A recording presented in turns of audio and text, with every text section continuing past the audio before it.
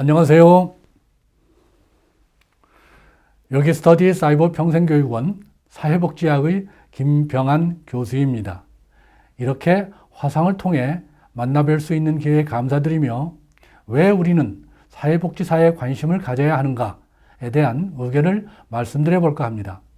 순서로는 첫째, 인생에서 건강과 일의 의미, 둘째, 미래의 사회복지 분야, 셋째, 평생 직업으로서의 사회복지사, 마지막으로 사회복지사 자격증 취득에 대해서 알아볼까 합니다.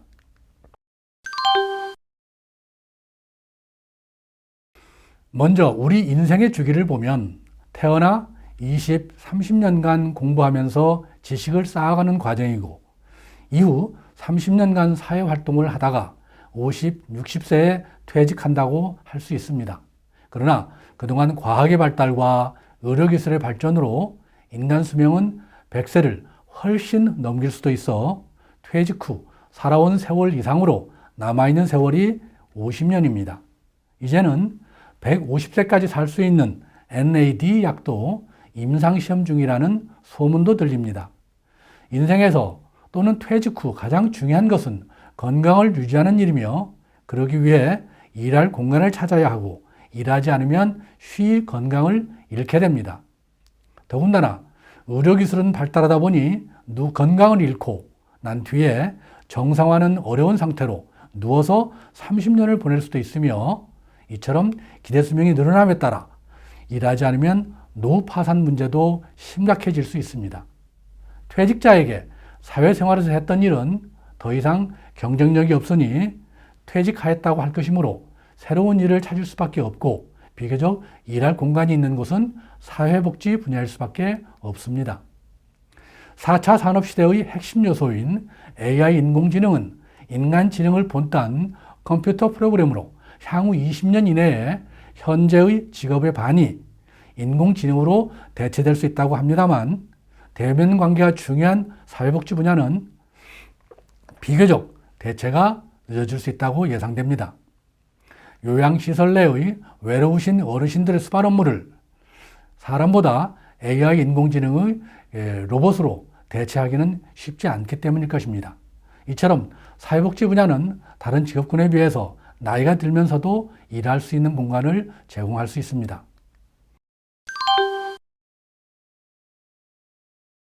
미래의 사회복지 분야에 대해서 설명드려 볼까 합니다.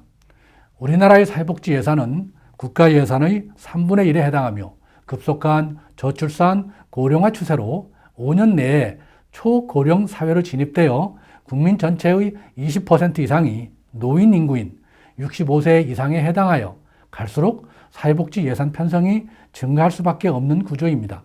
지금도 남북이 대치되어 있는 상황의 국방부 예산의 3배를 초과하고 있는 실정입니다. 더군다나 OECD 국가 중 최저 수준인 저출산의 영향은 향후 10년 이내에 사회의 주요 활동 계층이 노인 세대로 변화되는 구조로 나타날 것입니다.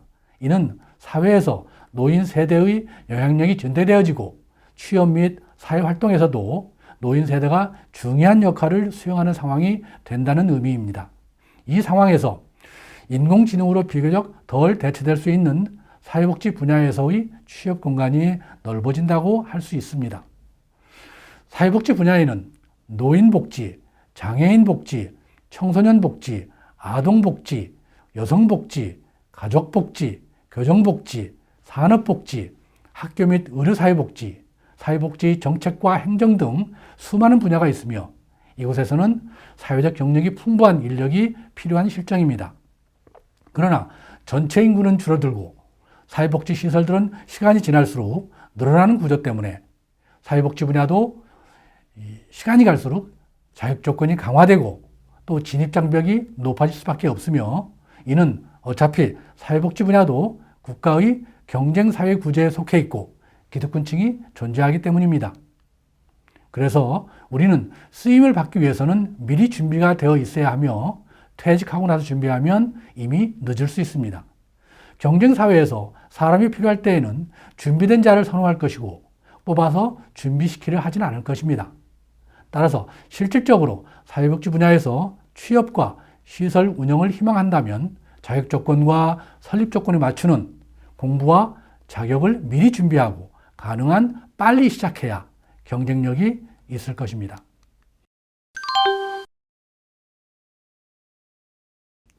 다음은 평생 직업으로서의 사회복지사에 대해서 알아보겠습니다.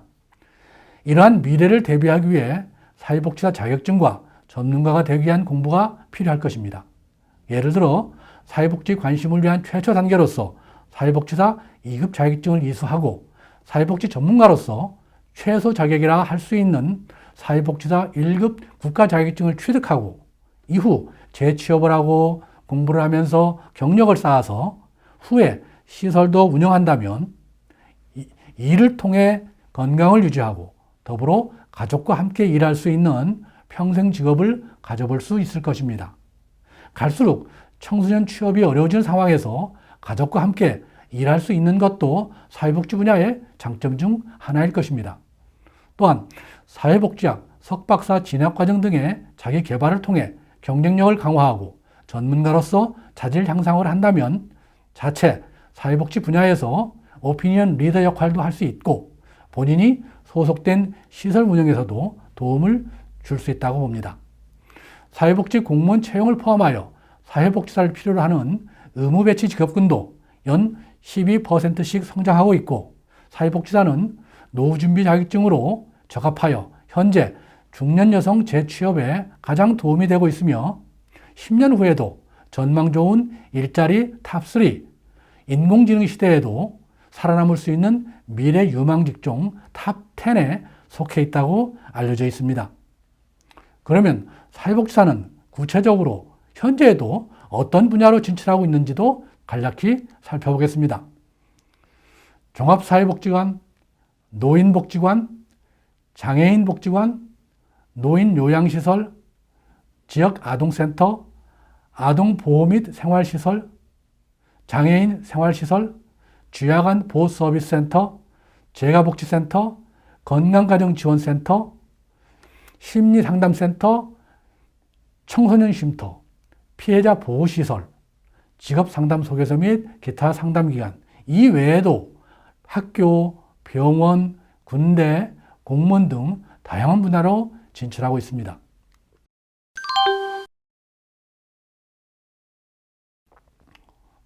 다음은 사회복지사 자격증 취득에 대해서 말씀드리겠습니다. 국가시험 자격증인 사회복지사 1급 자격증은 전문가 활동을 위한 기본의 구비 자격이고 이 외의 사회복지 공무원과 사회복지와 관련된 국가 자격증에 대해서도 사회복지 전문가적인 관심을 가져볼 수 있겠습니다. 예로서 한국어 교원, 간호조무사, 의료사회복지사, 정신건강보건사회복지사, 학교사회복지사, 평생교육사, 요양보호사, 청소년 상담사, 청소년 지도사, 가정폭력, 성폭력, 학원폭력 상담사, 건강가정사, 임상심리사 등이 있으며 이 중에 의료사회복지사, 정신건강보건사회복지사, 학교사회복지사, 그리고 가정위탁지원센터 상담원 등은 사회복지사 1급이 지원 자격입니다. 이 모든 과정의 시작은 사회복지사 2급 과정을 통해서 이루어진다고 할 수 있으며 보다 세부적인 내용 등은 사회복지학을 공부하면서 자세히 알아갈 수 있을 것입니다. 인간은 호기심을 잃는 순간 늙고 움직이지 않으면 쉽게 노화된다 합니다. 세상의 변화 속도가 우리보다 빠르면 우리는 이미 과거가 되므로 호기심을 가지고 계속 공부함이 젊음과 장수를 유지하는 비결일 것입니다. 유엔에서도 18세부터 65세까지는 청년으로, 66세부터 79세까지를 중년으로, 80세가 되어서야 비로소 노년으로 규정하였습니다. 인생에서 사회복지학과 사회복지시설의 수많은 프로그램들을 통해서 각 개인들의 정상화를 위한 기능을 회복할 수 있기 때문에 결국에 사회복지학은 누구도 아닌 나 자신의 인생을 위한 공부인 것입니다.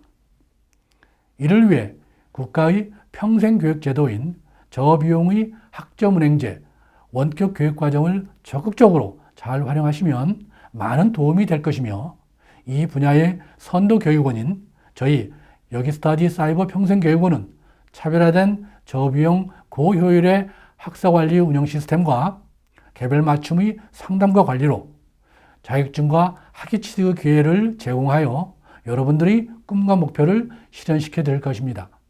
저도 21년간의 직장 생활에서 퇴직 후 이러한 과정으로 사회복지학을 공부하여 오늘 이 자리에서 그동안 체감한 내용을 포함하여 여러분들께 설명을 드렸습니다.